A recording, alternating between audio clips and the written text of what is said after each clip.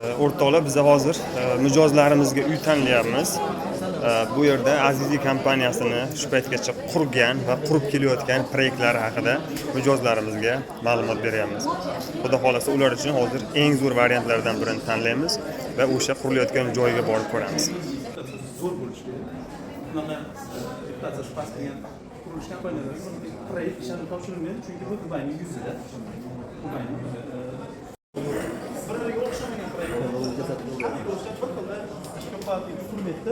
odamlarga yashash lifestyle deyiladi, obraz жизни sotadi. Odamlarga yashash tarzi.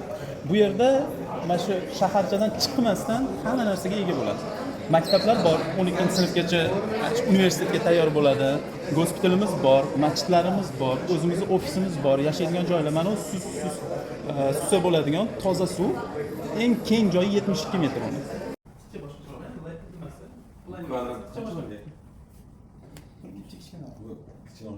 Bu nimaligi uchun faqat katsani ko'rsatgani, qanaqa texnologiya bo'ladi, ishlatiladigan materiallarni ko'rsatgani qilingan xolos. Lekin razmeri kichkina.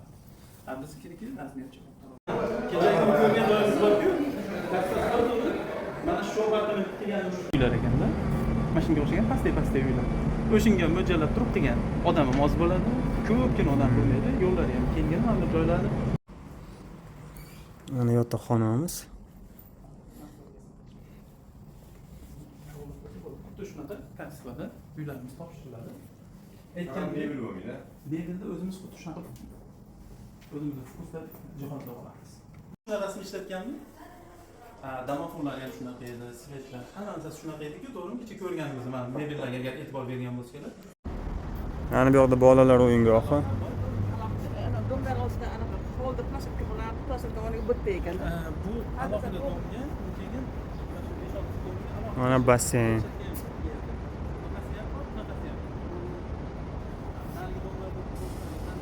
Dubai Islandga keldik, yana bir bor. Mana mijozlarimiz bilan birga qurilish bo'layotgan joylarni, shuningdek oroldagi infrastrukturani ko'rib tanishyapmiz. Hozir plyajga keldik. Mana Dubai Islands. Mana plyaj.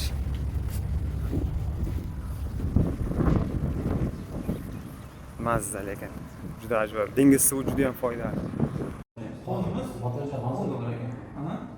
Hozir jil ploshi 49 metr. 18 foiz oshgan. Har bitta kvadrat metr uchun 18 foizdan oshgan. Yana ham ko'proq odam bor. Sotuvlar sonida demak.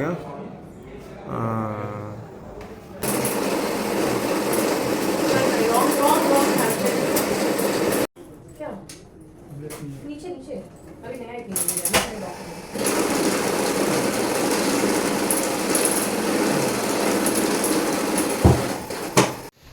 O'rtoqlar, nihoyat yana navbatdagi mijozimiz uchun boshlang'ich to'lovlarni qilib, barcha rasmiy hujjatlarga imzo qo'yib oldik o'rtoqlar. Xudo xolasa xayrli bo'lsin. Meni juda ham xursand qilgan narsa shu bo'ldiki, mijozimiz ota-onalari bilan kelibdilar.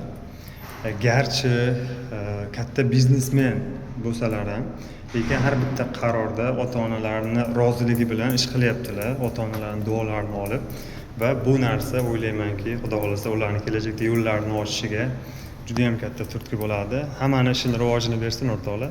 Xudo xolasa bu borada professional yordam kerak bo'lsa, murojaat qilaverasizlar.